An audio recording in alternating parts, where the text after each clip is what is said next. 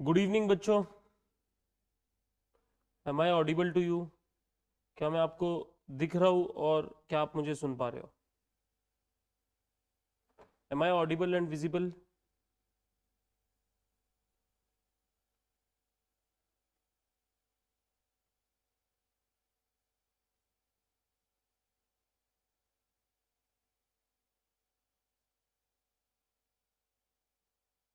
Yes. Okay, तो सबसे पहले तो good evening and welcome. Welcome to APL. मुझे खुशी इस बात की है कि आपने एक बहुत अच्छा डिसीजन लिया है और ये कोर्स जो है अपना CATA, certified accountant and taxation course analyst, ये जो कोर्स है अपना, इसको तुम लोगों ने एनरोल किया है। यस, ये डेफिनेटली डेफिनेटली तुम्हारे करियर को जो है बूस्ट देगा। आप कई सारे स्किल्स डेवलप करने वाले हो इस कोर्स के जरिए। बिलीव मी, अगर मैं ये बात बोल रहा हूं तो मैं 100% गारंटी के साथ बोल रहा हूं। तो चलो, आज के लेक्चर को being the first day, first lecture of the course, हम स्टार्ट करते हैं। कोर्स की शुरुआत हम एक बहुत ही इंटरेस्टिंग टॉपिक से करने वाले, बहुत ही ज्यादा इंटरेस्टिंग टॉपिक है, और टॉपिक है इनडायरेक्ट टैक्सेशन। क्या टॉपिक है? इनडायरेक्ट टैक्सेशन या इनडायरेक्ट टैक्स बोल लो। तो शुरुआत हम अगर टैक्स से कर रहे तो हमको टैक्स के ना थोड़ा सा बेसिक्स में जाना पड़ेगा। देखो, मैं बिलीव इन चीजों में करता हूं कि हमको सिर्फ अगर कोई चीज पढ़नी है, अगर मान लो टैक्स पढ़ना है, तो सिर्फ टैक्स से शुरुआत नहीं करनी है। ये टैक्स अगर अप्लाई हो रहा है तो ये कौन से बेसिस पे हो रहा है, इसको कहां से पावर मिली यहाँ पे टैक्स चार्ज करने में। एक सेकंड, बच्चे अभी भी ज्वाइन कर रहे हैं तो हम थोड़ा सा स्लो ही जाएंगे, थोड़ा थोड़ा धीरे धीरे करके, ठीक है? यस। तो डिस्कशन हम आज जिसका स्टार्ट करने वाले हैं वो है क्या? Indirect tax. यस।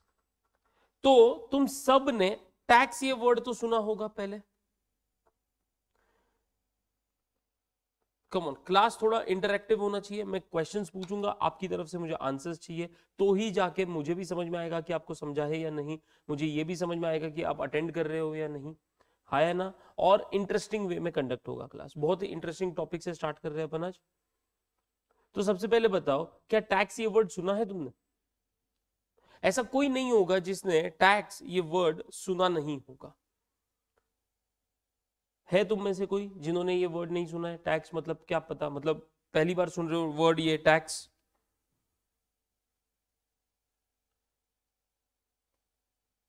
बच्चों come on, you have to be interactive here.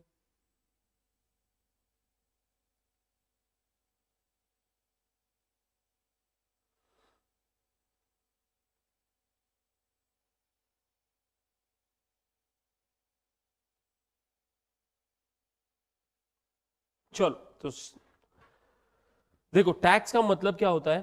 Tax मतलब recovery, recovery of money by the government, by the government. ठीक है? और ये रिकवरी कैसा होता है? ये रिकवरी ना कंपलसरी रिकवरी होता है। ये रिकवरी कैसा होता है? कंपलसरी रिकवरी होता है। इसका मतलब ये है कि अगर मान लो कि तुम पे टैक्स एप्लीकेबल होता है तो तुम्हारे पास ऑप्शन नहीं है कि वो पे करना है या नहीं करना है। आपको ये कंपलसरीली पे करना होगा। आपको पैसा, टैक्स के नाम पे कुछ पैसा कंपलसरीली पे करना होगा। और किसको पे करना होगा? गवर्नमेंट को। क्योंकि ये कौन? लिवाई। लिवाई का मतलब, लिवाई समझते हो? लिवाई का मतलब होता है अप्लाई करना। कौन अप्लाई करता है? गवर्नमेंट अप्लाई करता है। कौन अप्लाई करता है? गवर्नमेंट अप्लाई करता है। ठीक है?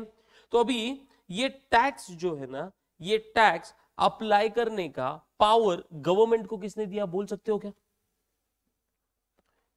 बोल सकते हो क्या?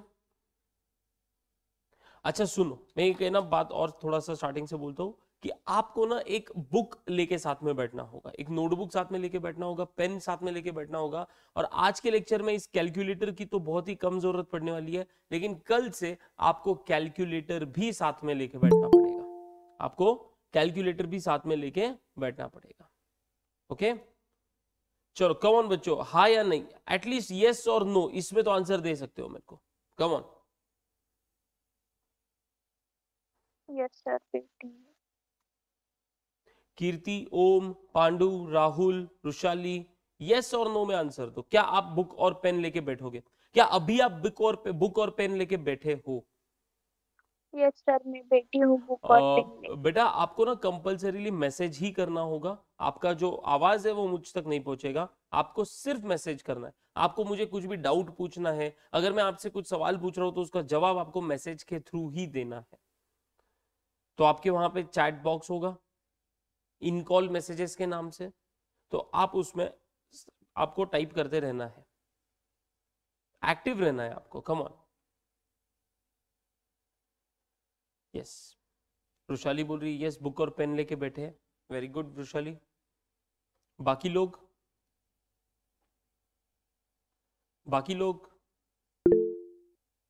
यस ओम भी बोल रहा है, पांडु भी बोल रहा है बुक और पेन लेके बैठे हैं, वेरी गुड। चलो तो फिर स्टार्ट करते हैं अपन। वैसे मेरा इंट्रोडक्शन देता हूं, मेरा नाम है पंकज बरमेचा, मैं एपीएल का एक फाउंडर मेंबर हूं और पिछले 12 सालों से मेरा एक सीए फर्म है, मैं एक प्रैक्टिसिंग चार्टर्ड अकाउंटेंट हूं, जी हाँ। और पिछले 10 सालों से 10 इयर्स से टीचिंग इंडस्ट्री में, 10 इयर्स से मैं टीचिंग इंडस्ट्री में हूं, यस। चलो धीरे धीरे करके बच्चे ज्वाइन कर रहे हैं। तो टीचिंग का एक्सपीरियंस तो मुझे बहुत ज्यादा है, इस पे से आपको समझ में आ रहा होगा। नॉलेज से इक्विप्ड हूं क्योंकि पिछले 12 सालों से प्रैक्टिस कर रहा हूं, इसी फील्ड में प्रैक्टिस कर रहा हूं, टैक्स अकाउंटिंग और टैली के फील्ड में प्रैक्टिस कर रहा हूं, तो नॉलेज अच्छा खासा आपको मिलने वाला है। मैं सिर्फ बुकिश बातें आपके साथ नहीं करूंगा, मैं प्रैक्टिकल एक्सपीरियंसेस आपके साथ शेयर करूंगा, किस तरीके से काम होता है रियल वर्ल्ड में ये आपके साथ शेयर करूंगा। यस फ्रेंड्स, और इतना ही नहीं, हम जैसे जैसे आगे बढ़ेंगे, आज तो हमने टैक्स जैसे टॉपिक को सिर्फ स्टार्ट किया है, जैसे जैसे आगे बढ़ेंगे, जैसे जैसे तुम भी मेरे साथ, मतलब जैसे जैसे मैं तुमको पढ़ाऊंगा, तुम्हारा भी नॉलेज इंक्रीज होगा, तो तुमको समझ में आएगा कि चीजें कितनी डिफरेंट होती है रियल वर्ल्ड में, किस तरीके से हमको काम करना होता है, क्या क्या लेवल के काम करने होते हैं। आप ना बेसिकली आपके कंफर्ट जोन से थोड़ा सा बाहर आपको निकलना है और थोड़ा कमिटमेंट बताना है इस कोर्स के रिलेटेड। कुछ नया सीखने वाले हो, ये मेरी गारंटी है। और अगर नया सीखने के लिए अगर आप आपका कमिटमेंट नहीं बताओगे, आप इंटरेस्ट नहीं बताओगे, आप एक्साइटमेंट नहीं बताओगे ना, तो फिर कुछ मतलब नहीं है। ये रेगुलर अपने जो कॉलेज के लेक्चर्स होते हैं उस तरीके के लेक्चर्स नहीं है, वहां पे जिस तरीके से पढ़ाया जाता है उस तरीके से भी पढ़ाना नहीं है। और ये मैं सिर्फ बोल नहीं रहा हूं, आप एक्सपीरियंस करोगे, बिलीव में। ओके चलो तो स्टार्ट करते हैं। टैक्स हमने आज स्टार्ट करना है इनडायरेक्ट टैक्स का टॉपिक। इनडायरेक्ट टैक्स को स्टार्ट करने से पहले मैंने तुमको पूछा टैक्स ये का मतलब क्या है। टैक्स ये वर्ड तुमने पहले सुना होगा, यस। तो अगर सुना है तो टैक्स का मतलब क्या होता है? टैक्स का मतलब होता है compulsory recovery of money by the government. Government आपसे टैक्स के नाम पे कुछ पैसा लेती है, बराबर। अभी गवर्नमेंट को ये पावर किसने दिया? हम कोई भी टैक्स के नाम से पैसा ले सकते हैं क्या? हाँ या ना में आंसर देना है, कम ऑन। क्या हम कोई भी टैक्स के नाम से पैसा ले सकते हैं किसी से भी? क्या हमारे पास वो पावर होती है कि हम टैक्स वसूल करें, लोगों से टैक्स का पैसा ले और अपनी जेब में डाले? क्या हमारे पास वो पावर है? कम ऑन फ्रेंड्स, बहुत सिंपल सिंपल क्वेश्चंस पूछ रहा हूं मैं आपको, उसका answers I know you can give it. भरोसा रखो अपने आप पे, इतने तो केपेबल हो ही।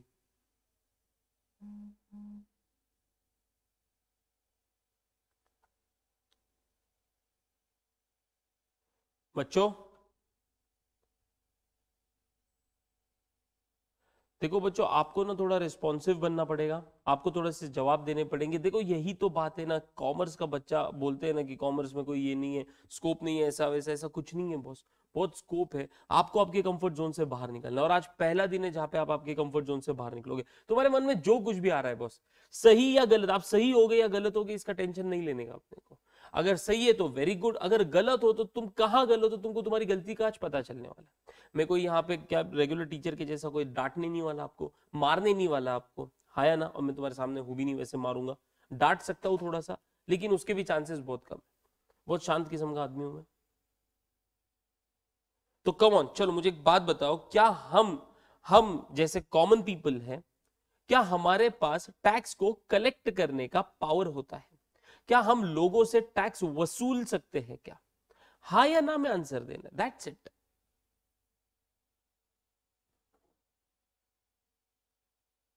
नो, कीर्ति बोल रही है नहीं है हमारे पास पावर। वेरी गुड कीर्ति, चलो कोई तो बोल रहा है, बाकी लोग भी। मैं एक एक का नाम हर बार नहीं ले सकता हूं, प्लीज। कीर्ति हो गया, पांडु हो गया, राहुल हो गया, सुजीत हो गया, वृशाली हो गई, कम ऑन यार बच्चों। Yes, very good Pandu, very good. चलो बाकी लोग देखो, ऑब्वियसली बात है बॉस, ऑब्वियस सी बात है कि हमारे पास पावर नहीं है टैक्स वसूल करने का। टैक्स के नाम पे लोगों से पैसा लेने का पावर हमारे पास नहीं है। ये पावर किसके पास है? ये सिर्फ और सिर्फ गवर्नमेंट के पास है। तो गवर्नमेंट को पावर किसने दिया? ऐसा नहीं हो सकता गवर्नमेंट अपने मन से कुछ भी कर लेगी क्या? गवर्नमेंट ऐसा ऐसा तो फिर गवर्नमेंट कुछ भी रूल्स बना देगी, कुछ भी कर लेगी, कोई भी चीज के नाम से पैसा वसूल करना चालू करेगी। यस, रुशाली बोल रही कि common people can not. Okay, very good. लेकिन फिर गवर्नमेंट अगर ले सकती है तो गवर्नमेंट को ये पावर किसने दिया? गवर्नमेंट को ये पावर दिया, और तुम सब इस वर्ड को भी जानते होगे, constitution of India. Constitution of India, yes, Bharat का संविधान। कॉन्स्टिट्यूशन ऑफ इंडिया ये बोलता है कि वैसे तो आप या कोई भी टैक्स वसूल नहीं सकता। यस, एक सेकेंड, और भी स्टूडेंट्स एडमिट हो रहे हैं। Okay, welcome Shrikant. चलो तो आते वापिस अपने टॉपिक पे। क्या बोला मैंने? Constitution of India. Constitution of India ने गवर्नमेंट ऑफ इंडिया को यह पावर दिया। कॉन्स्टिट्यूशन ऑफ इंडिया बोलता है कि यहां पे कोई भी टैक्स के नाम पे पैसा ना टैक्स लगा सकता है, ना टैक्स के नाम पे पैसा वसूल कर सकता है, unless otherwise authority by law है। मतलब लॉ ने खुद मंजूर कर दिया है कि आप टैक्स अप्लाई कर सकते हो और आप टैक्स के नाम का पैसा वसूल कर सकते हो। अगर ऐसा है तो बॉस फिर आप टैक्स के नाम पे मनी का रिकवरी कर सकते हो, कंपलसरी रिकवरी कर सकते हो। बराबर? तो अपने को किसने, गवर्नमेंट को पावर दिया। गवर्नमेंट को पावर किसने दिया? कॉन्स्टिट्यूशन ऑफ इंडिया ने दिया। तो चलो, जैसे ही तुमने अपना नोटबुक, मैंने जैसे बोला नोटबुक लेके बैठना है आपको। अगर आप नोटबुक लेके बैठ रहे हो तो मैं कुछ चीजें लिखाऊंगा आपको वो लिखनी है। तो चलो लिखना चालू कर दो। लिख दो, constitution of India, constitution of India is the supreme law of land, is the supreme law of land.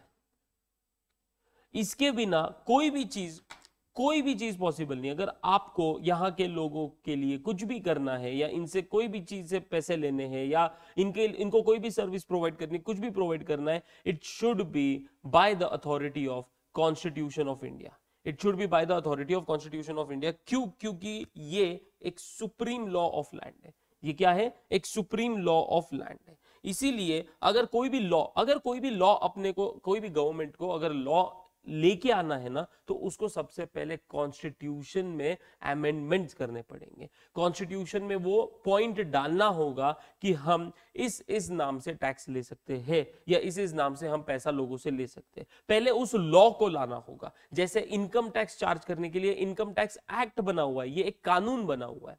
GST charge करने के लिए जीएसटी एक कानून बना हुआ है। कस्टम ड्यूटी अगर चार्ज करनी है तो गवर्नमेंट को कस्टम लॉज, ये एक कानून लाना पड़ा। हाँ या ना? हाँ। तो ये कानून आया किसके जरिए? ये कानून आया कॉन्स्टिट्यूशन ऑफ इंडिया के जरिए। तो all other laws including the income tax act, including the income tax act, comma, central goods and service act, goods and services act are subordinate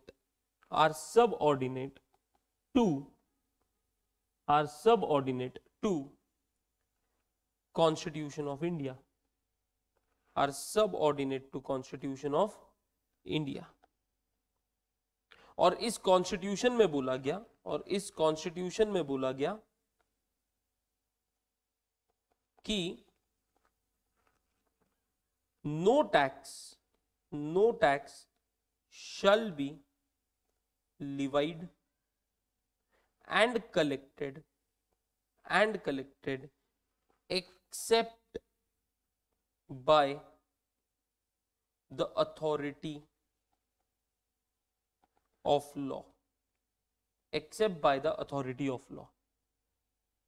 तो यहीं से शुरुआत हो गई बच्चों। देखो शुरुआत ही कॉन्स्टिट्यूशन ऑफ इंडिया ने शुरुआत कैसे किया, थोड़ा निगेटिव पॉइंट से किया कि क्या, नो टैक्स, कोई भी तरीके का टैक्स ना तो लिवाई हो सकता है, लिवाई होना मतलब एप्लीकेबल होना, और ना ही वसूला जा सकता है मतलब कलेक्ट किया जा सकता है, एक्सेप्ट, लेकिन यहां पे बोल दिया गया वर्ड एक्सेप्ट। एक्सेप्ट क्या, by the authority of law, except by the authority of law.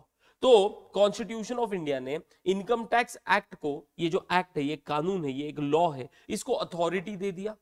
Goods and service tax act को अथॉरिटी दे दिया क्या, कि वो टैक्स सिर्फ लिवाई ही नहीं कर सकती, मतलब एप्लीकेबल ही नहीं कर सकती, वसूल भी सकती है, कलेक्ट भी कर सकती है। और इसीलिए यहां पे जो गवर्नमेंट है अपनी, वो कंपल्सरी रिकवरी ऑफ मनी करती है टैक्स के नाम पे, रिकवरी ऑफ मनी करती है क्या, टैक्स के नाम पे। ओके चलो आगे बढ़ते हैं।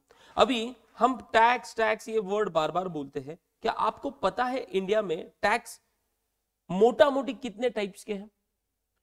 Do you know how many types of tax are there, या groups of tax are there? मैं टैक्स की नाम की बात नहीं कर रहा हूं, आपको पता है क्या कि टैक्स को ना दो पार्ट्स में डिवाइड किया जाता है। कितने पार्ट्स में डिवाइड किया जाता है? दो। एक है तुम्हारा डायरेक्ट टैक्स, एक है तुम्हारा डायरेक्ट टैक्स, और दूसरा है तुम्हारा indirect tax, indirect tax. Direct tax जैसे कि नाम में ही बताया हुआ है, यस, डायरेक्ट टैक्स जैसे कि नाम में ही बताया हुआ है कि ये डायरेक्टली आपसे वसूला जाएगा, ये डायरेक्टली आपसे वसूला जाएगा, है ना? हाँ। इसका एग्जाम्पल क्या है सर? इसके एग्जाम्पल्स है इनकम टैक्स, इसके एग्जाम्पल्स है इनकम टैक्स। एक टाइम पे एक और टैक्स हुआ करता था, वेल्थ टैक्स, जो डायरेक्ट टैक्स के कैटेगरी में आता था। एक टाइम पे एक और टैक्स हुआ करता था जो डायरेक्ट टैक्स की कैटेगरी में आता था। ओके, लेकिन आज ये टैक्स है नहीं। 2014 में जब बीजेपी गवर्नमेंट आए तो हमारे फाइनेंस मिनिस्टर थे अरुण जेटली जी, अगर तुमको पता होगा तो उन्होंने जैसे ही अपना पहला बजट दिया ना, उन्होंने इस वेल्थ टैक्स को हटा दिया, पूरी तरीके से हटा दिया। इसके जो प्रोविजंस थे ये सारे इनकम टैक्स एक्ट में लेके चले गए और वेल्थ टैक्स पूरी तरीके से अबॉलिश कर दिया। तो हमारे कंट्री में डायरेक्ट टैक्स के नाम से अभी सिर्फ एक ही एक्ट है और वो है इनकम टैक्स एक्ट, या इनकम टैक्स बोल सकते हो। लेकिन अगर इनडायरेक्ट टैक्स की बात करें ना बच्चों, तो इनडायरेक्ट टैक्स हमारे देश में अगर इनकी कैटेगरी बनाई जाए तो ये हमारे पास तीन टाइप्स के हैं। एक जीएसटी, दूसरा कस्टम्स ड्यूटी, और तीसरा मैं बोल सकता हूं other miscellaneous act. Other miscellaneous act. अभी other miscellaneous act, sir GST नाम तो सुना हुआ है और डिस्कशन अपने को इसी का करना है। कस्टम्स ड्यूटी किधर ना किधर तो सुना होगा तुमने, custom officer, custom duty, customs department. मैं ये नहीं बोल रहा तुमको पता होगा, लेकिन किधर ना किधर तो ये वर्ड्स तुम्हारे कान पे, तुम्हारे लाइफ में किधर ना किधर तो आए रहेंगे, कोई ना कोई तो पॉइंट ऑफ टाइम पे। लेकिन ये अदर मिसलेनियस एक्ट, इसमें और भी एक्ट है क्या? हाँ, छोटे छोटे और कई सारे एक्ट है। जैसे मैं एग्जांपल देता हूं, तुम सब लोग, क्या तुमने कभी कोई गाड़ी परचेज किया है? टू व्हीलर बोल लो, फोर व्हीलर बोल लो। तुमको पता है क्या कि हम अगर टू व्हीलर परचेज करने जाए या हम अगर फोर व्हीलर परचेज करने जाए तो हमको एक टैक्स देना होता है जिसका नाम है मोटर व्हीकल टैक्स। तुमको स्टैंप ड्यूटी के बारे में भी पता होगा, मैं ये नहीं बोल रहा कि इसका मतलब पता है। सुना होगा स्टैंप ड्यूटी के बारे में भी, हाँ या ना, हाँ, एक्सेट्रा, और कई सारे ऐसे अदर मिसलेनियस एक्ट्स है, और कई सारे अदर मिसलेनियस एक्ट्स है, ठीक है। तो हमारा जो टैक्स सिस्टम है ना, बेसिकली ये दो पार्ट्स में डिवाइडेड है, एक डायरेक्ट टैक्स और एक इनडायरेक्ट टैक्स। डायरेक्ट टैक्स में हमारे पास सिर्फ एक ही टैक्स है और वो है इनकम टैक्स। लेकिन इनडायरेक्ट टैक्स की बात करें तो हमारे पास तीन कैटेगरीज बना सकते हैं हम। एक जीएसटी जो अपने आप में बहुत बड़ा है और 2017 से हमारे कंट्री में ये टैक्स लगना चालू हुआ है। उसके बाद कस्टम्स ड्यूटी और उसके बाद अदर मिसलेनियस एक्ट, छोटे मोटे और कई सारे एक्ट है जहां पे हमको टैक्स देना पड़ता है गवर्नमेंट को। ओके, तो सबसे पहले बात करते हैं ना बच्चों ये डायरेक्ट टैक्स के बारे में। What do you mean by direct tax? What do you mean by direct tax? जैसे मैंने बोला कि इसके नाम में ही पता है हमको कि ये डायरेक्टली, ये क्या डायरेक्टली तुम्हारे ऊपर एप्लीकेबल होने वाला है, ये डायरेक्टली तुम्हारे ऊपर एप्लीकेबल होने वाला है। मतलब अगर तुमने मान लो 100 रुपए कमाए, एग्जांपल के तौर पे बोल रहा हूं, ऐसा जरूरी नहीं है, लेकिन अगर तुमने 100 रुपए कमाए तो तुम्हारे जेब से तुमको एक certain amount of money government को देना है। ये उस जिसके ऊपर, ये किसके ऊपर एप्लीकेबल होता है? जो पर्सन इसको मतलब मनी को अर्न करता है, ये डायरेक्टली उसके ऊपर क्या हो जाता है?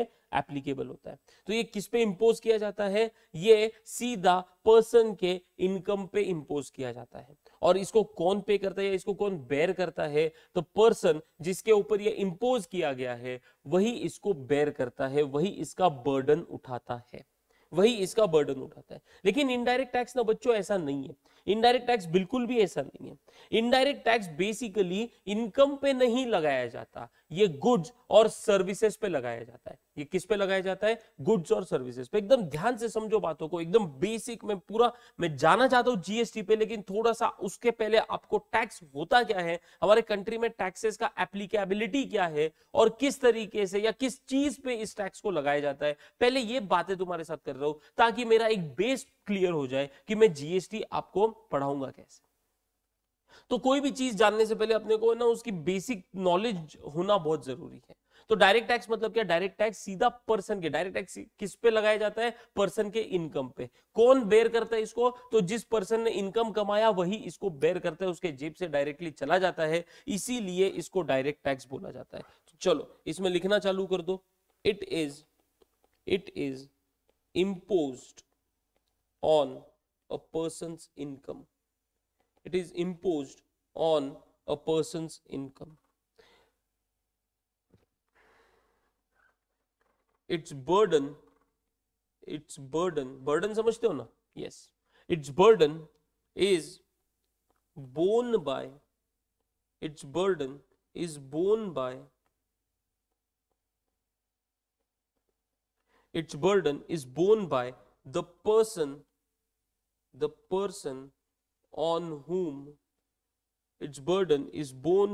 the person on whom it is imposed.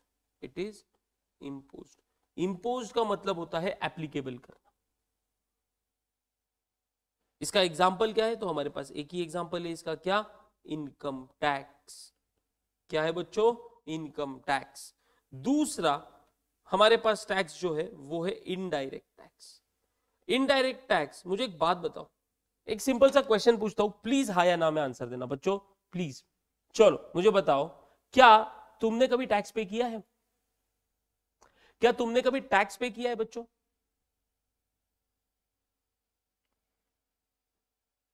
Come on answer me, simple सा क्वेश्चन है, हाँ या ना में आंसर देना है। क्या तुमने तुम्हारे स्टूडेंट लाइफ में कभी टैक्स पे किया है? क्या तुमने तुम्हारे स्टूडेंट लाइफ में कभी टैक्स पे किया है क्या? कौन बच्चों आंसर दो। जब तक देखो क्लास इंटरैक्टिव नहीं होगा ना तो मजा नहीं आएगा। मैं आपसे कुछ सवाल मैं डिस्कस करने आया हूं तुम्हारे साथ, ऐसा मत समझो कि मैं पढ़ाने आया हूं। मैं टीचर नहीं हूं, तुम्हारा दोस्त हूं, मुझे दोस्त समझो। जैसे दोस्तों में आपस में गपशप करते हो उसी तरीके से मेरे साथ भी गपशप कर लो यार, हाँ या ना? तो चलो बताओ मुझे, क्या आज तक स्टूडेंट लाइफ है तुम्हारी, तुमने कोई पैसा नहीं कमाया, मैं तुमको ये पूछ रहा हूं क्या तुमने कभी टैक्स पे किया है? यस, वेरी गुड कीर्ति, वेरी गुड। कीर्ति बोल रही है कि टैक्स पे किया है। यस, और कौन है हमारे पास? राहुल है, अरे संकेत सर है, श्रीकांत है, रुशाली है, कम ऑन। यस, रुशाली भी बोल रही है कि उसने टैक्स पे किया है। यस बच्चों, ये वो टैक्स है जो तुम टैक्स पे कर रहे हो ना, उसको बोला जाता है इनडायरेक्ट टैक्स। तुम कुछ भी खरीदने जाओ, तुमने एक किताब खरीदी स्टेशनरी के शॉप में जाके, तुमने उसके ऊपर टैक्स पे किया। तुमने एक पेन खरीदा, तुमने उसके ऊपर टैक्स पे किया। इतना ही नहीं, तुम मान लो मार्केट में कपड़े की दुकान में गए और जीन्स खरीदने चले गए, तो उस जीन्स पे भी तुमने टैक्स दिया है। यू नेवर नो, तुमको पता भी नहीं चलता है कि तुमने टैक्स दिया है, तुमको पता भी नहीं। श्रीकांत बोलता है पेट्रोल पे टैक्स दिया। हाँ श्रीकांत, यस, पेट्रोल पे टैक्स देते हैं अपन लोग। तो ऐसी कई सारी चीजें, अपन कुछ भी करें, मार्केट में जाए, कुछ भी छोटी से छोटी चीज, पेन बोल लो, कंघी बोल लो, कुछ भी तुमने क्या और क्या कर सकते, छोटी से छोटा खर्चा क्या हो सकता है। अपन ने कोई रेस्टोरेंट में जाके खाना खा लिया, तो तुमने उसके ऊपर टैक्स दिया है, आपको पता भी नहीं चलता कि आपने टैक्स पे किया है। इसीलिए तो इसको इनडायरेक्ट टैक्स बोला जाता है। डायरेक्ट टैक्स में तुमको तुम्हारे जेब से टैक्स जा रहा है ये दिखता है, इनडायरेक्ट टैक्स में तुमको ये नहीं दिखता, बिल्कुल भी नहीं दिखता। तुमको समझ में भी नहीं आता कि तुम टैक्स पे कर रहे हो। तुमने अगर देखा होगा तो वहां पे कोई भी प्रोडक्ट, कोई भी चीज तुम खरीदने चल जाओ, वहां पे एक उसकी एमआरपी लिखी होती है, मान लो कुछ भी उसकी एमआरपी होगी, और नीचे ब्रैकेट में लिखा होता है inclusive of all taxes. Inclusive of what? All taxes. तो ये क्या है इंक्लूसिव ऑफ ऑल टैक्सेस? मतलब क्या आपसे टैक्स लिया जा रहा है? जी हाँ, और आपको पता भी नहीं है? जी हाँ। इसी को अपन क्या बोलते हैं? इनडायरेक्ट टैक्स बोलते हैं। इसी को अपन क्या बोलते हैं? इनडायरेक्ट टैक्स बोलते हैं। तो इतना तो अभी समझ में आ गया है कि इनडायरेक्ट टैक्स किस पे लगाया जाता है? गुड्स या सर्विसेज पे लगाया जाता है, गुड्स या सर्विसेज पे लगाया जाता है। अच्छा, आपने किसको पे किया? आपने किसको पे किया बोल सकते हो क्या? गवर्नमेंट को पे किया क्या, या उस दुकानदार को पे किया? अगर मान लो आप मार्केट में बुक खरीदने चले गए, आपने बुक का प्राइस दे दिया मान लो 50 रुपया, उसमें 5 रुपए का टैक्स था मान लो, तो ये 5 रुपए का टैक्स आपने किसको दिया? मतलब 45 रुपीज आपने दुकानदार को दिया और 5 रुपए गवर्नमेंट को दिया, या पूरा का पूरा 50 रुपए आपने दुकानदार को दिया? कम ऑन बच्चों,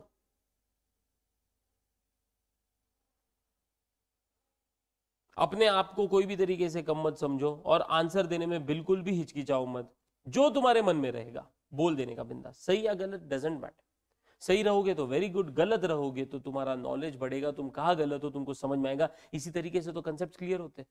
और मैं कंसेप्चुअल क्लैरिटी में 100% बिलीव करता हूँ। कोई भी चीज रटने की जरूरत नहीं होती अपने को।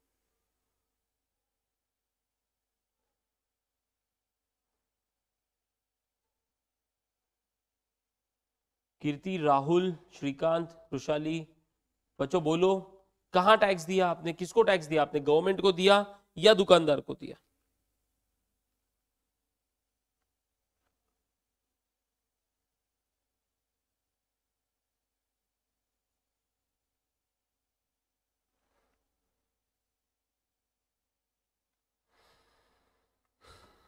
चलो मैं ही आंसर दे देता हूं इसका, बहुत ही सिंपल है बॉस। तुमने ना पूरा 50 रुपया ना उस दुकानदार को दिया, उस सेलर को दिया जिसके पास से तुमने कुछ गुड्स या सर्विसेज परचेज किए।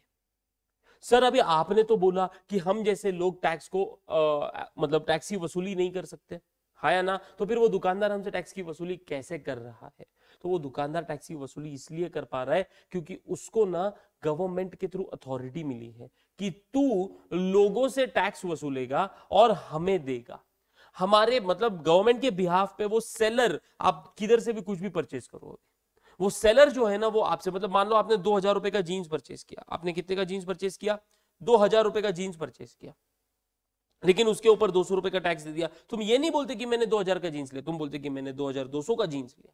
अब ये जो 200 रुपया है दिस इज टैक्स, ये 2000 रुपया उस सेलर के जेब में जाने वाला, लेकिन सेलर ये 2200 में से इस 200 रुपए का जो टैक्स कलेक्ट किया है ये गवर्नमेंट को पे कर देगा, ये गवर्नमेंट को पे कर देगा। सेलर को सिर्फ अपॉइंट किया गया है, ऐसा समझ लो, गवर्नमेंट के द्वारा कि तू लोगों से, और सोचो ना यार कितने सारे लोग हैं, इंडिया की पॉपुलेशन कितनी है, गवर्नमेंट किसके किसके पास जाएगी? तूने ये खरीदा क्या, तूने वो खरीदा क्या, तूने तो लाओ हमारा टैक्स लाओ, नहीं।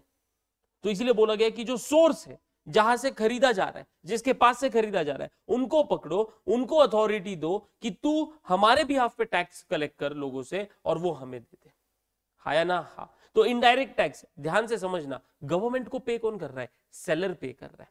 गवर्नमेंट को पे कौन कर रहा है? सेलर पे कर रहा है। लेकिन इस टैक्स को बेयर कौन कर रहा है?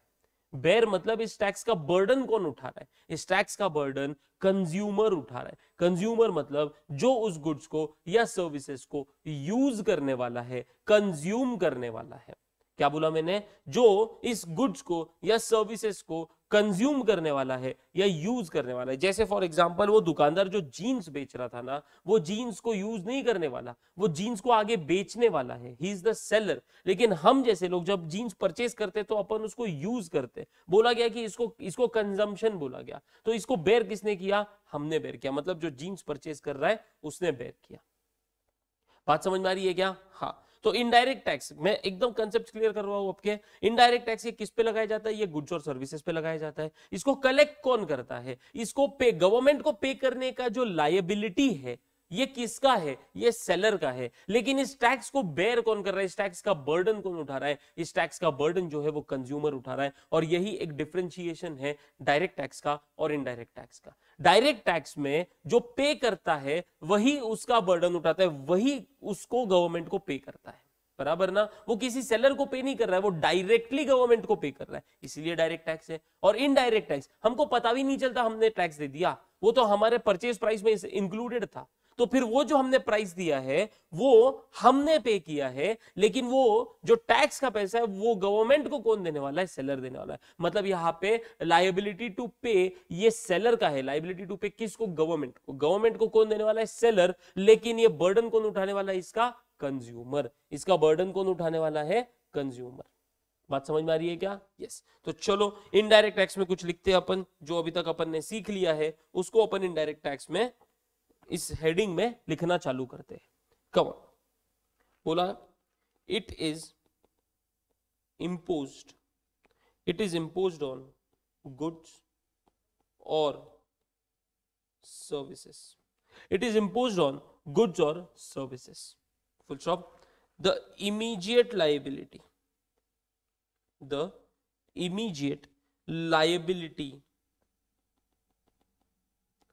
to pay is of seller of such goods or services, but its ultimate burden is transferred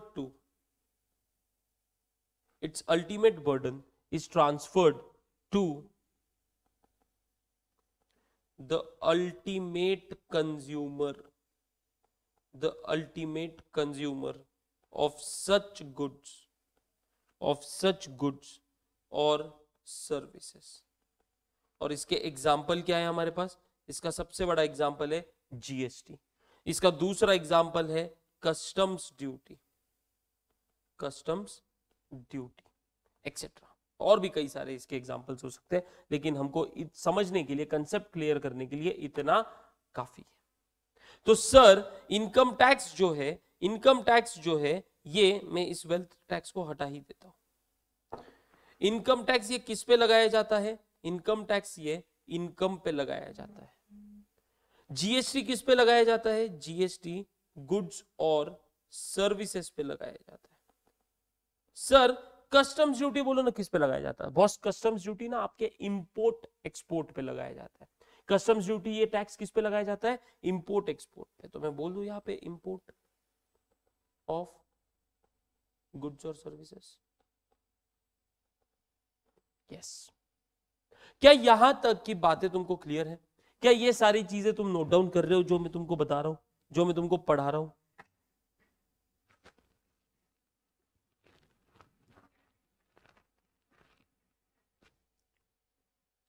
कौन बच्चों बताओ मुझे।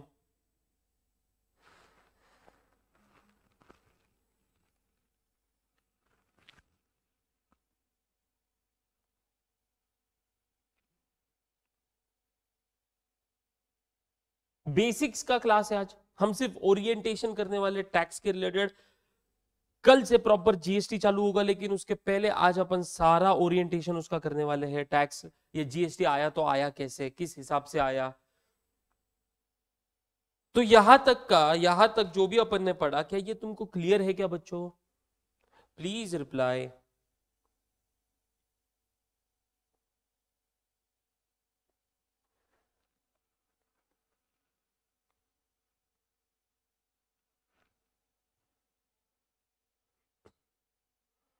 यस, चलो तो अभी मेन डिस्कशन करते हैं अपन difference between direct tax and indirect tax. Difference between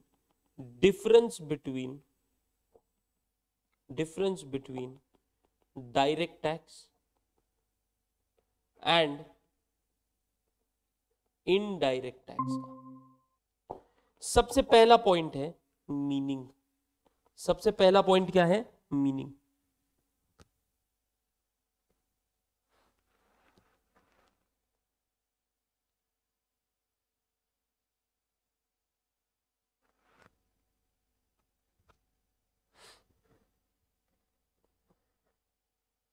direct tax, I hope मेरे साथ लिख रहे हो तुम, है ना?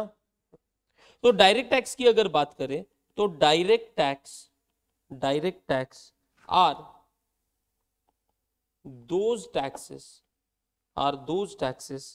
where the incidence and impact falls on the same person, where the incidence and impact falls on same person। इसका मतलब क्या है पहले समझते हैं। सर आपने बोला दो वर्ड को, इंसिडेंस और impact. What do you mean by incidence and impact? Incidence का मतलब होता है लायबिलिटी टू पे। इंसिडेंस का मतलब होता है लायबिलिटी टू पे, और इंपैक्ट का मतलब होता है बर्डन। इंपैक्ट का मतलब होता है बर्डन। यस, तो यहां पे लायबिलिटी टू पे और बर्डन ये किसके ऊपर है? ये सेम पर्सन के ऊपर है। ये किसके ऊपर है? सेम पर्सन के ऊपर है। इसको समझने की कोशिश करो, मैं बार बार बता रहा हूं। अगर आपने कुछ इनकम कमाया तो इसके ऊपर टैक्स पे करने का बर्डन किसका? तुम्हारा। और कौन पे करेगा? आप ही पे करोगे। किसको? गवर्नमेंट को। यहां पे लायबिलिटी टू पे, लायबिलिटी किसका है? अपना, जो सेम पर्सन, लेकिन किसको पे करने का है? गवर्नमेंट को पे करने का है। तो डायरेक्ट टैक्स का मतलब वो है वो सारे टैक्सेस जिसका लायबिलिटी गवर्नमेंट को देने का और बर्डन ये एक ही पर्सन पे है। ये किस पे है? एक ही पर्सन पे। लेकिन वही अगर अपन इनडायरेक्ट टैक्स की बात करें तो बोला गया indirect tax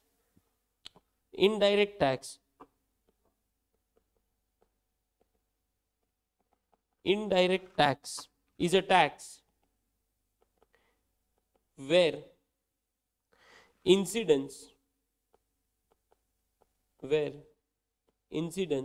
and impact falls on two different persons। यहां पे इंसिडेंस किसके ऊपर है? सेलर के ऊपर। और इंपैक्ट यानी बर्डन किसके ऊपर है? कंज्यूमर के ऊपर। क्या बोला मैंने? इंसिडेंस किसके ऊपर है? इंसिडेंस है सेलर के ऊपर, और इंपैक्ट यानी इसका बर्डन किसके ऊपर है? कंज्यूमर के ऊपर। एंड कंज्यूमर बोलते हैं अपन इसको, मतलब जो इसको यूज करने वाला है, जो इसको क्या करने वाला है? यूज करने वाला है। ठीक है। दूसरा डिफरेंशिएशन का पॉइंट इसका है नेचर।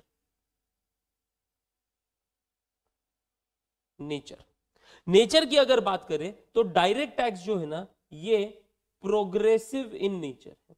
ये कैसा है? Progressive in nature. और इनडायरेक्ट टैक्स जो है ना, ये रिग्रेसिव इन नेचर।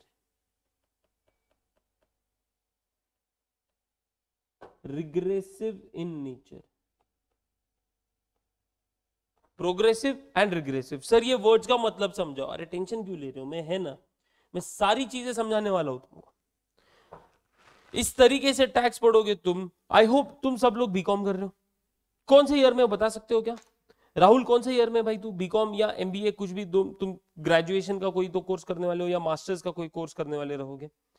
तो राहुल, कीर्ति, श्रीकांत, वृषाली, मैं क्या जान सकता हूं कि आप क्या परस्यू कर रहे हो अभी, कौन सा कोर्स परस्यू कर रहे हो अभी? आप ग्रेजुएशन कर रहे हो या आप कोई पोस्ट ग्रेजुएशन का डिग्री कर रहे हो, मास्टर्स कर रहे हो?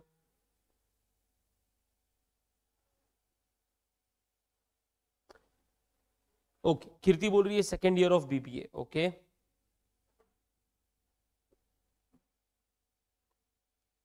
कीर्ति सेकेंड ईयर ऑफ बीबीए में है। और बाकी लोग पढ़ाई वढ़ाई कर रहे हैं या छोड़ दिया सब कुछ?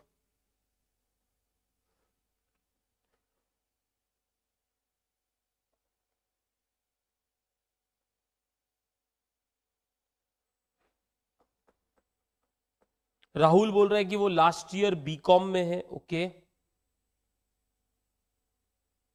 श्रीकांत और रुशाली, शायद तुम दोनों ने पढ़ाई छोड़ दी।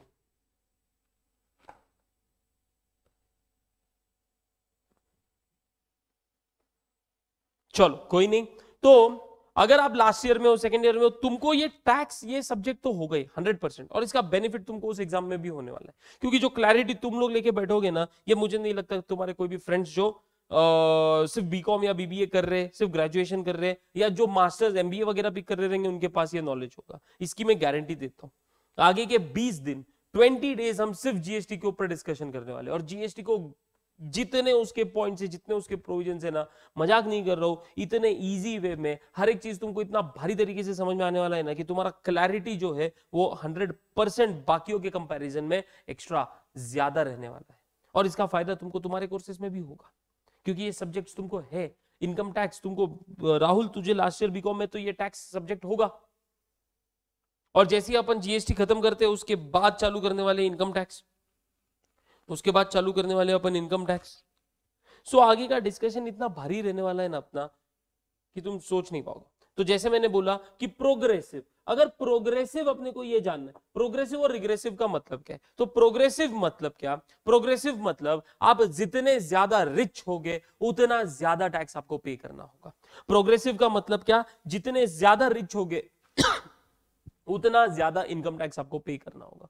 सोचो ना, अगर मैं तुमको ये बोलूं कि डायरेक्ट टैक्स का अपने पास एक ही एग्जांपल है इनकम टैक्स, तो कौन ज्यादा इनकम टैक्स पे करता होगा? चलो ये तो आंसर तुम दे ही सकते हो, और ये आंसर मैं तुमसे एक्सपेक्ट भी करता हूं। कौन ज्यादा इनकम टैक्स पे करेगा? जिसका इनकम ज्यादा है वो, या जिसका इनकम कम है वो? बताओ ना मुझे। जिसका इनकम ज्यादा है वो ज्यादा इनकम टैक्स पे करेगा, या जिसका इनकम कम है वो ज्यादा इनकम टैक्स पे करेगा?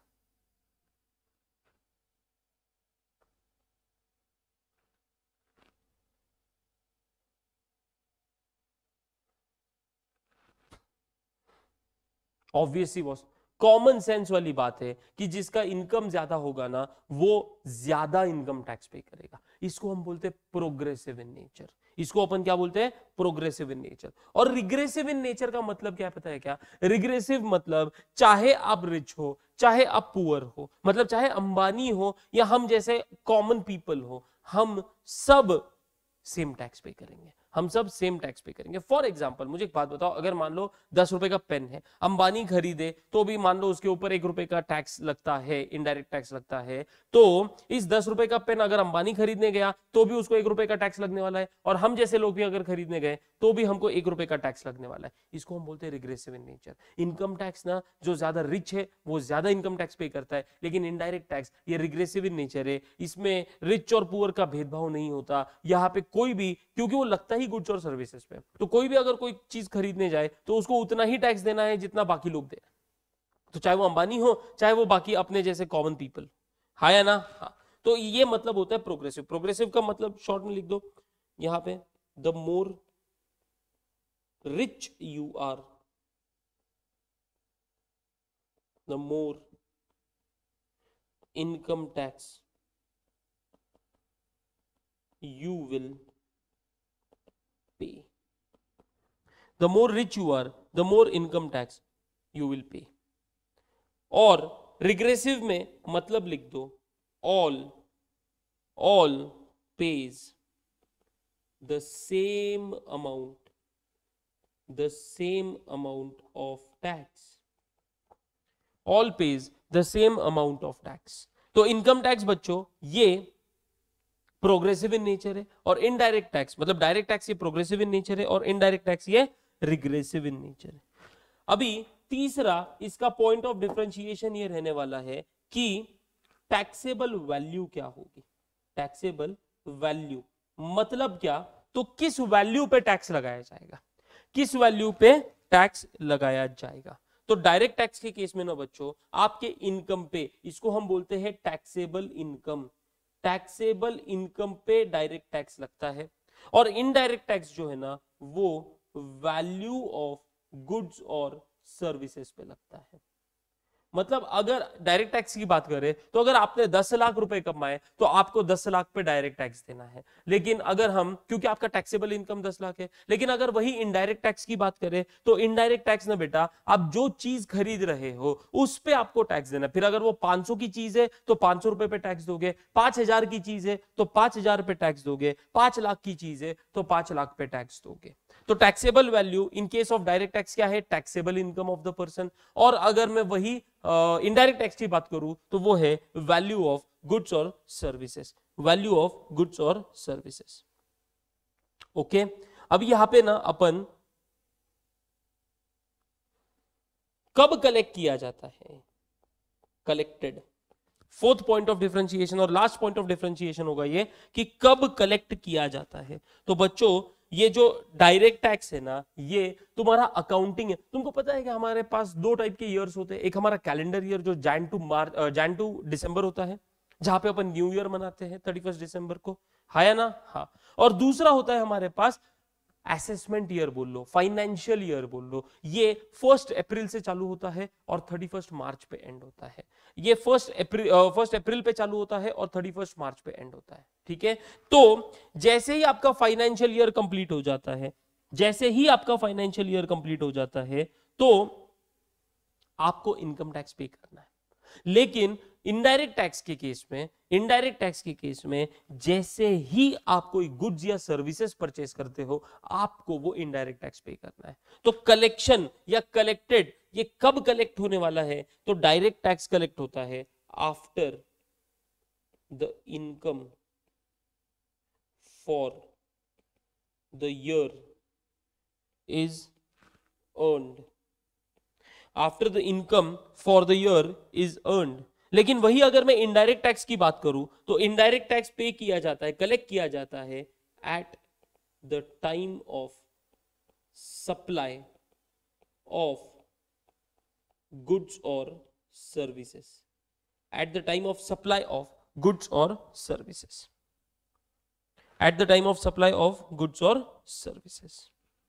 ओके, चलो, तो ये अभी अपन ने बहुत सारी बात कर ली डायरेक्ट टैक्स और इनडायरेक्ट टैक्स के केस में। हमारे पास दो टाइप के टैक्स होते हैं, एक 5 मिनट में फटाफट रिवाइज करते हैं। हमारे पास दो टाइप के टैक्स होते हैं। सबसे पहले तो टैक्स को गवर्नमेंट को अथॉरिटी किसने दिया है, कॉन्स्टिट्यूशन ऑफ इंडिया ने। कॉन्स्टिट्यूशन ऑफ इंडिया बोलता है कि अगर आपको कोई भी तरीके का टैक्स लगाना है पहले उसके रिलेटेड कानून बनाना पड़ेगा, और कानून बनाने के बाद हम आपको अथॉरिटी देंगे कि आप लोगों से टैक्स वसूल कर सकते हो। इसका मतलब यह है कि कॉन्स्टिट्यूशन ऑफ इंडिया ने बोला कि आप वैसे तो कोई भी टैक्स वसूल नहीं कर सकता except by the authority of law. तो पहले कानून बना, और कानून बनाने का ऑब्वियसली राइट किसके पास है, गवर्नमेंट के पास है। तो गवर्नमेंट सबसे पहले कानून, अगर गवर्नमेंट ने कानून नहीं बनाया, इनकम टैक्स एक्ट नहीं बनाया होता तो गवर्नमेंट इनकम टैक्स वसूल भी नहीं कर पाती थी। गवर्नमेंट ने अगर जीएसटी का कानून नहीं बनाया होता, जीएसटी एक्ट नहीं बनाया होता, जिसको अपन बोलते हैं central goods and service tax act, state goods and service tax act, अगर ये बनाया ही नहीं होता तो इस पे टैक्स भी वो वसूल नहीं कर सकती थी। तो इस पे पहले टैक्स एप्लीकेबल होगा, और एप्लीकेबल होने के लिए उसके रिलेटेड कानून होना जरूरी है।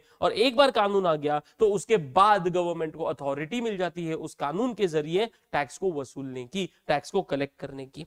टैक्स हमारे देश में दो टाइप के होते हैं, एक डायरेक्ट टैक्स है और एक इनडायरेक्ट टैक्स है। डायरेक्ट टैक्स का मतलब जो डायरेक्टली आपके इनकम पे लगता है, जिसको पे आपको खुद को करना है, जिसका बर्डन आपको खुद को उठाना है, ये होता है हमारा डायरेक्ट टैक्स। और इनडायरेक्ट टैक्स में हमारे पास कई सारे टैक्सेस आते हैं, जैसे goods and service tax act, GST अपना, कस्टम्स ड्यूटी है, और अदर मिसलेनियस एक्ट है, जैसे मोटर व्हीकल एक्ट हो गया, स्टैंप ड्यूटी हो गया, वगैरह वगैरह। ओके, तो बात डायरेक्ट टैक्स की हुई। Direct tax it is imposed on a persons income, और इसका बर्डन किसके ऊपर है, ये जो इनकम कमा रहा है वो पर्सन जिसके ऊपर इंपोज किया जा रहा है उसी के ऊपर बर्डन है। लेकिन वही इनडायरेक्ट टैक्स की बात करें, इनडायरेक्ट टैक्स का एक सिस्टम है, हम खरीदने कोई चीज कोई गुड्स या सर्विसेज खरीदने जाते हैं, उसके साथ साथ हम टैक्स का भी पेमेंट करते हो। सेलर को अपन उसका गुड्स का पैसा भी देते हैं और टैक्स का पैसा भी देते हैं। गुड्स का पैसा सेलर अपनी जेब में रखता है और टैक्स का पैसा वो गवर्नमेंट को पे कर देता है। इसका मतलब लायबिलिटी टू पे टू द गवर्नमेंट ये सेलर का है, लेकिन इसका बर्डन किसने उठाया? जो इसको खरीद रहा है,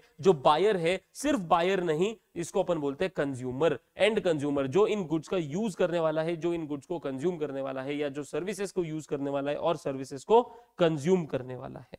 हाँ या ना? यस। उसके बाद हमने देखा differentiation between direct tax and indirect tax. हमने बोला डायरेक्ट टैक्स का इंसिडेंस मतलब लायबिलिटी और इसका बर्डन एक पर्सन पे है, लेकिन इनडायरेक्ट टैक्स का लायबिलिटी किसी और पे है, बर्डन किसी और पे जाके गिर रहा है। Direct tax progressive in nature है, मतलब जितना ज्यादा कमाओगे उतना ज्यादा इनकम टैक्स पे करना पड़ेगा। लेकिन indirect tax regressive in nature है, इसका मतलब क्या है कि सबको एक जैसा ही टैक्स पे करना है। आप रिच हो, पुअर हो, आप कौन से कैटेगरी में हो, इससे कोई फर्क नहीं पड़ता। टैक्सेबल वैल्यू, किस वैल्यू पे टैक्स लगेगा? तो डायरेक्ट टैक्स टैक्सेबल इनकम पे या टैक्सेबल इनकम पे ही लगता है, और indirect tax value of goods और सर्विसेज के ऊपर लगता है। ओके और कलेक्शन, तो इनकम टैक्स यानी डायरेक्ट टैक्स का जो कलेक्शन है ये after the end of financial year होता है, और इनडायरेक्ट टैक्स का कलेक्शन जैसे ही गुड्स या सर्विसेज का सप्लाई हो जाता है, आपको गुड्स जो इनडायरेक्ट टैक्स है, जो जीएसटी है, वो पे करना होता है, वो पे करना होता है। हाँ या ना? हाँ। तो चलो बात करते हैं जीएसटी की, बात करते हैं जीएसटी की। ये इंट्रोडक्शन क्लास चल रहा है बच्चों, मैं सिर्फ और सिर्फ यहाँ पे आपको कुछ कुछ इंफॉर्मेशन देने वाला हूं। जीएसटी इंडिया में कब आया, क्या ये पता है तुमको? जीएसटी इंडिया में आया कब, क्या ये पता है तुमको? कम ऑन बच्चों, आंसर मी।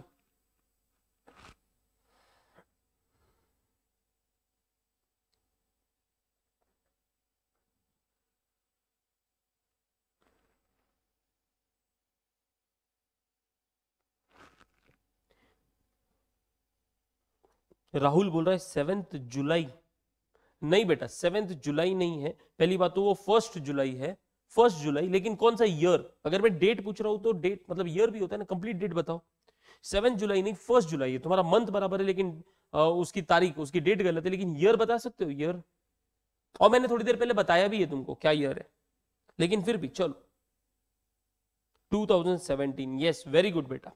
तो जीएसटी जो है ना वो 1 जुलाई 2017 को आया, ये सबको पता है, ये सबको पता है। लेकिन जीएसटी इंडिया में आना चाहिए, इसका डिस्कशन पता है तुमको कब से हो रहा है?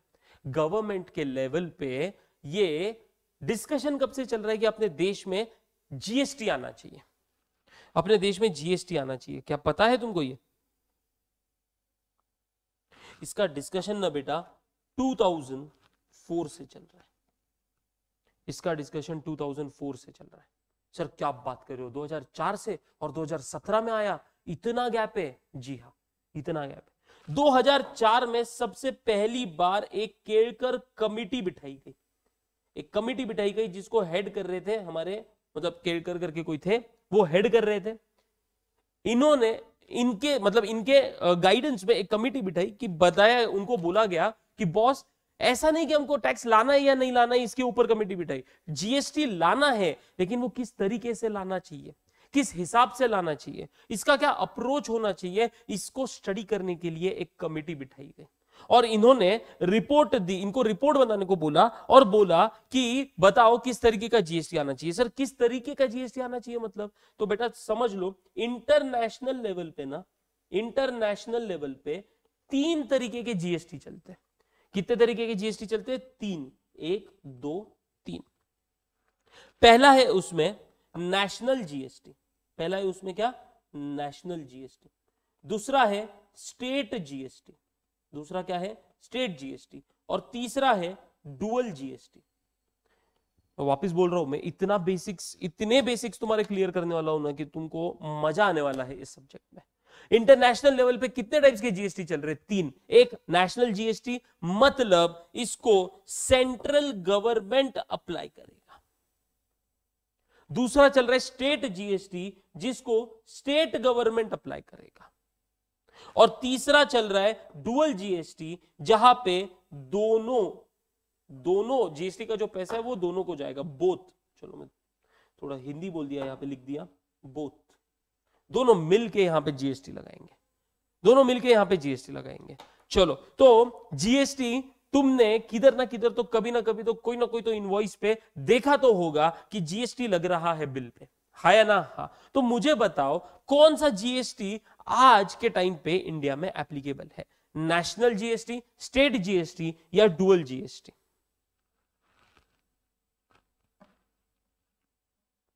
बोल सकते हो क्या? कौन सा जीएसटी एप्लीकेबल है इंडिया में? कौन सा जीएसटी एप्लीकेबल है इंडिया में? कौन सा तरीका अपन ने लगाया है कि जीएसटी लगना चाहिए? नेशनल, स्टेट या डुअल? कीर्ति बोल रही है डुअल। वेरी गुड कीर्ति, वेरी गुड। यस बेटा, अगर अपन कोई भी बिल देखें ना तो हमको बिल पे ये पता चलता है कि ये मान लो ये यहाँ पे एक इनवॉइस वैल्यू आया, इसमें अपन प्लस करते हैं सीजीएसटी, इसमें प्लस किया जाता है एसजीएसटी। मतलब सीजीएसटी का मतलब होता है सेंट्रल जीएसटी और एसजीएसटी का मतलब होता है स्टेट जीएसटी। ये सारी बातें मैं आगे करने वाला हूं आपके साथ, डोंट वरी, लेकिन सिर्फ अभी ये डुअल का मतलब समझाने के लिए बोल रहा हूं। CGST, C stand for central, SGST में एस स्टैंड फॉर स्टेट। तो अगर आप कोई भी बिल देखोगे ना तो ये दोनों जीएसटी लग रहे हैं उसके ऊपर। इसका मतलब हमने कौन सा जीएसटी फॉलो किया है, हमने कौन सा जीएसटी अप्लाई किया है? डुअल जीएसटी अप्लाई किया। हमारे इंडिया ने डुअल जीएसटी को एक्सेप्टेंस दिया है। लेकिन ये जो केड़कर कमेटी बिठाई थी, तुमको पता है इन्होंने कौन सा जीएसटी बोला था? इन्होंने नेशनल जीएसटी बोला था। इन्होंने कौन सा जीएसटी बोला था? National goods and service tax बोला था इन्होंने, कि इंडिया में कौन सा एप्लीकेबल होना चाहिए? National goods and service tax. लेकिन बहुत सारी प्रॉब्लम थे, बहुत ज्यादा प्रॉब्लम्स थे, हो नहीं पाया। उसके बाद ये कब की बात है? ये 2004 की बात है। उसके बाद 2008, 2007, 2008 के जो हमारे फाइनेंस मिनिस्टर थे पी चिदम्बरम जी, इन्होंने अपने बजट में बोला था कि हम 1 अप्रैल 2010 से जीएसटी इंडिया में लेके आएंगे। इन्होंने तब बोला था 1 अप्रैल 2010 से जीएसटी लेके आएंगे, लेकिन हमने जीएसटी 1 अप्रैल 2010 में इंडिया में लाया ही नहीं, हुआ ही नहीं पॉसिबल। किसी सारे स्टेट्स को कन्विंस ही नहीं कर पा रही थी वो टाइम की गवर्नमेंट, क्योंकि उसमें प्रॉब्लम था, और प्रॉब्लम ये था नेशनल जीएसटी, सारा का सारा पैसा सेंट्रल गवर्नमेंट लगाएंगी, और स्टेट गवर्नमेंट इसको बिल्कुल राजी नहीं हुए। स्टेट गवर्नमेंट बोले ये क्या बात है, यहां पे तो हमारे रेवेन्यू का नुकसान हो रहा है। टैक्स, अगर टैक्स की बात करें तो टैक्स ये गवर्नमेंट के लिए एक रेवेन्यू है। गवर्नमेंट इस पैसों से क्या करती है? तो अभी अपने को ही सर्विसेज प्रोवाइड करती है। गवर्नमेंट के पास जो पैसा आता है ये टैक्स के जरिए आता है, और भी कोई सोर्सेज है, लेकिन टैक्स उसमें सबसे बड़ा सोर्स है। और फिर उन्हीं पैसों को लेके फिर जो डेवलपमेंट हो रहे हैं, हमारे जो रोड्स बन रहे हैं, जो अस्पताल बन रहे हैं, जो स्कूल्स बन रहे हैं, जो कॉलेजेस यूनिवर्सिटीज बन रहे हैं, ये सारे उन्हीं पैसे, वही पैसा तो यहाँ पे लगाया जाता है डेवलपमेंट में, यही का तो पैसा लगाया जाता है, हाँ या ना? हाँ। तो गवर्नमेंट के लिए रेवेन्यू का काम है। और गवर्नमेंट हमारे पास दो टाइप की होती है, एक सेंट्रल गवर्नमेंट जो पूरे इंडिया पे होती है, और स्टेट गवर्नमेंट, हर एक स्टेट की अपनी अपनी एक सरकार होती है, हाँ या ना? हाँ। तो अगर सारा पैसा स्टेट गवर्नमेंट अप्लाई करने वाली है, तो सेंट्रल गवर्नमेंट अप्लाई करने वाली है इस नेशनल जीएसटी के हिसाब से, तो फिर स्टेट वाले बोले ये कौन सी बात हुई भाई, फिर हम क्या करें, हमने क्या करने का? इसीलिए फिर वो कन्विंस ही नहीं हो पाए, और 1 अप्रैल 2010 में भी हमारा जीएसटी नहीं आया, और इसको आने को और 7 साल लग गए बच्चों, और 7 साल लग गए, और 1 जुलाई 2017 को, 1 जुलाई 2017 को जीएसटी आया। इसके पीछे भी बहुत बड़ी हिस्ट्री है, स्टोरी है, क्या क्या नहीं किया गया ये जीएसटी को लाने के लिए। और बिलीव मी, मैं मजाक नहीं कर रहा, इतना इंटरेस्टिंग टॉपिक है ये, इतना इंटरेस्टिंग टॉपिक है कि पूछो मत। तो 1 जुलाई 2017 को, और पता है क्यों लाया गया? क्योंकि बीजेपी, जब 2014 में बीजेपी गवर्नमेंट आई ना, तो इन्होंने सबसे पहले ये बोला कि नेशनल जीएसटी नहीं आएगा, सारा पैसा सेंट्रल गवर्नमेंट के पास नहीं आएगा। उन्होंने बोला सारा स्टेट के पास भी नहीं जाएगा, उन्होंने डुअल जीएसटी का फॉर्मूला लगाया।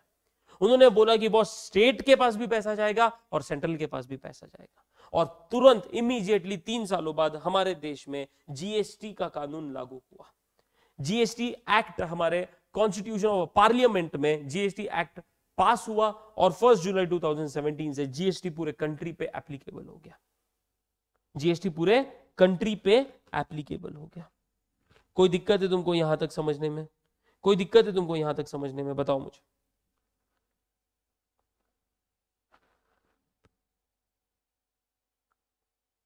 अब ये कैसे पास हुआ, ये कैसे आया, इसके पीछे भी एक हिस्ट्री, थोड़ा सा उसके बारे में छोटा सा डिस्कशन करूंगा। आज के दिन का आज के दिन का ये सेकंड लास्ट डिस्कशन होगा अपना। इसके बाद एक और टॉपिक अपन डिस्कस करेंगे और उसके बाद अपन आज के लेक्चर, आज फर्स्ट डे है, मैं ज्यादा हैवी भी नहीं करना चाहता तुम्हारे लिए, लेकिन थोड़ी सी इंटरेस्टिंग चीजें हैं, इसमें कुछ पढ़ने जैसा नहीं है, लेकिन आपको पता होना चाहिए कि जीएसटी लाने के लिए हमको किस लेवल की मेहनत करनी पड़ी थी और तब जाके हमारे देश में जीएसटी आया था। ऐसा नहीं है कि टोटल 160 देशों में जीएसटी, टोटल 160 देशों में जीएसटी लगता है। उसमें कई देशों में नेशनल जीएसटी है, कई देशों में स्टेट जीएसटी है और कई देशों में डुअल जीएसटी है, उनमें से अपन एक, उनमें से अपन एक। तो ना कॉन्स्टिट्यूशन ऑफ इंडिया में ना एक आर्टिकल है जिसको अपन बोलते हैं आर्टिकल 246।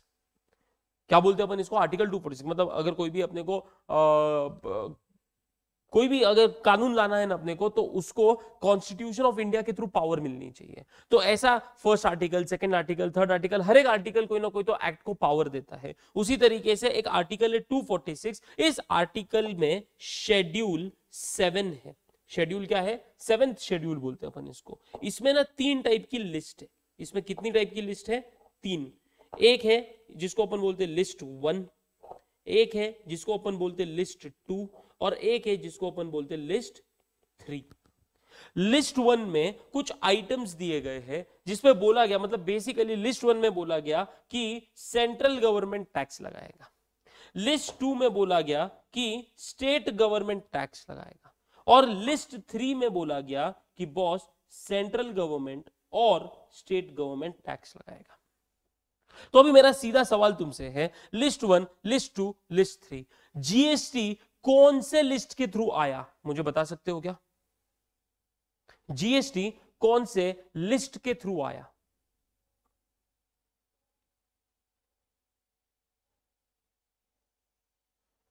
लिस्ट 1 में बोला गया सेंट्रल गवर्नमेंट टैक्स लगाएगा, लिस्ट 2 में बोला गया स्टेट गवर्नमेंट टैक्स लगाएगा। एक लिस्ट है, उसमें कई सारे आइटम्स है, कई सारे प्रोडक्ट्स है, कई सारी चीजें हैं जिनके ऊपर टैक्स लगाने की पावर दी गई। तो लिस्ट 1 में जितनी भी चीजें उन पर टैक्स लगाने का पावर सेंट्रल गवर्नमेंट के पास है, लिस्ट 2 में जितनी भी चीजें उनमें टैक्स लगाने का पावर स्टेट गवर्नमेंट के पास है, और लिस्ट 3 में जितनी भी चीजें उस पर टैक्स लगाने का पावर या तो सेंट्रल गवर्नमेंट या तो स्टेट गवर्नमेंट के पास है। तो मैं तुमको ये पूछ रहा हूं, कम ऑन बच्चों, मुझे बताओ कि जीएसटी हमारा कौन से लिस्ट के थ्रू आया?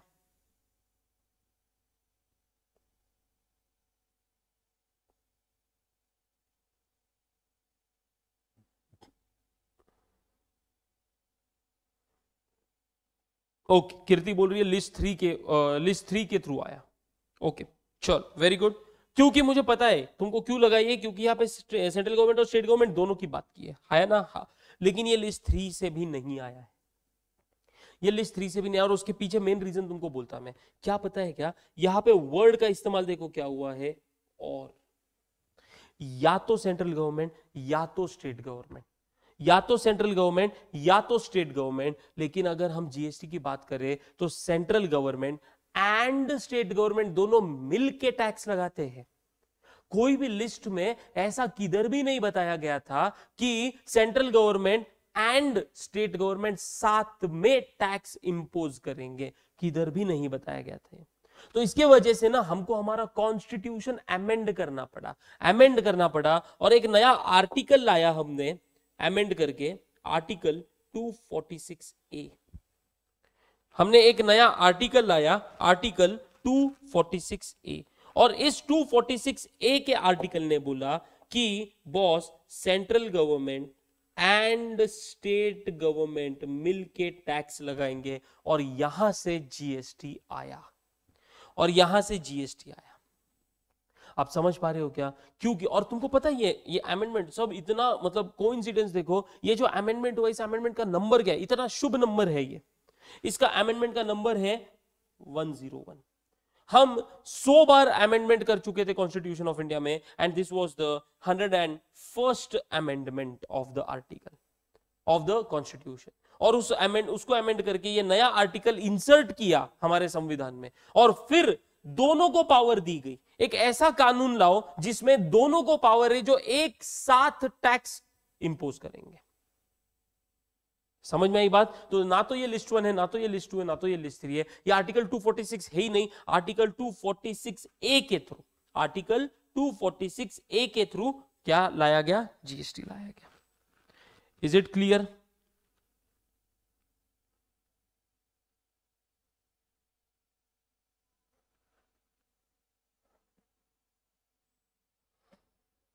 इज इट क्लियर बच्चों?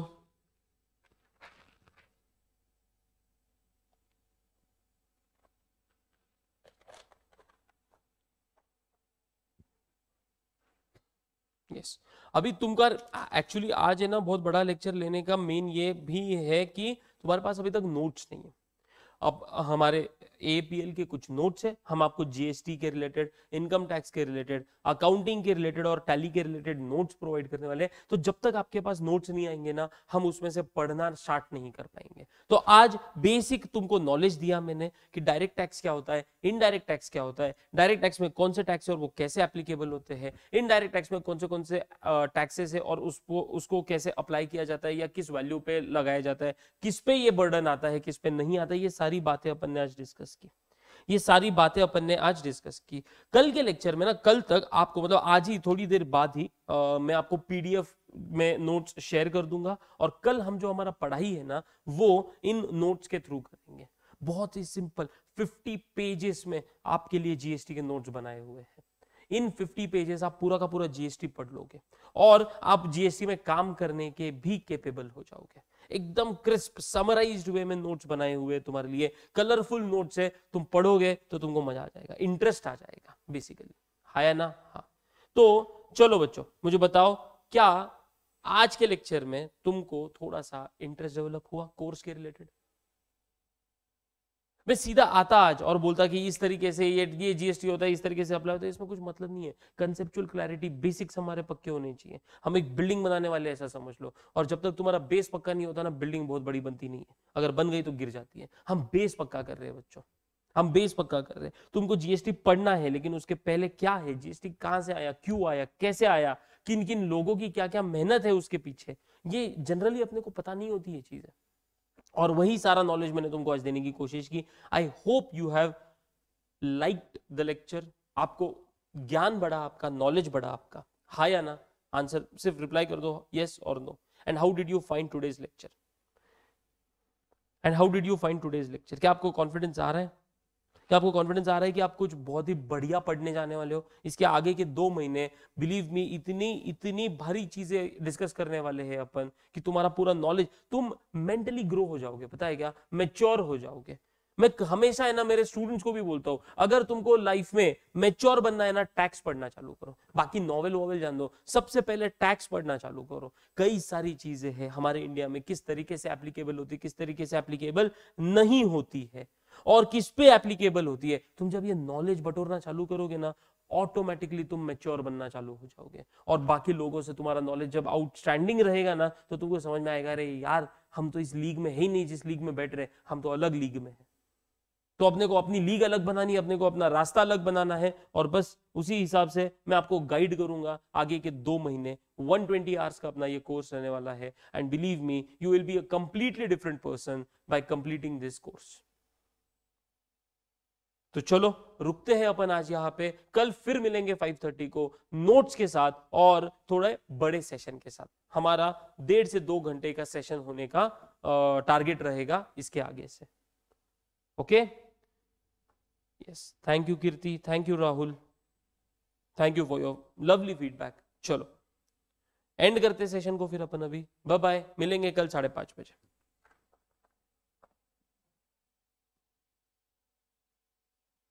बाय बच्चों।